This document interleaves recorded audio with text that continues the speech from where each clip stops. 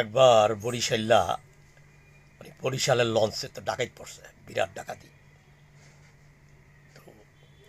তো ডাকাতি করতেছে, কাউরে দৈরা পাক্কা দেওয়া ফালা দেয় পানির ভিতরে, কারো মাল সামাল লুয়ে লেগেছে, লঞ্চের ভিতরে হুলস্থুল কাণ্ড।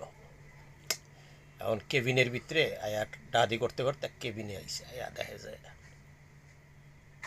5 জন লোক বয়ে রয়েছে, এর মধ্যে 2টা বোরকা পরা মহিলা জিকির করতেছে ব্যাগের ভিতরে, 3-4টা ব্যাগ ইসের নিচে, কেবিনের নিচে।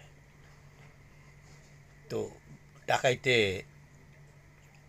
কেবিনডি মানে ব্যাগটা নিয়ে মনে করছে পাইছি তো টাকার গোল্লা, আর করে নাই, ওই ব্যাগটা খুলে নাই, কেবিন থেকে ব্যাগ লয়ে বাইরে যেছে। তখন মহিলা কয়, ভাইজান কিছু মনে কিছু করেন না, ব্যাগটা খুললা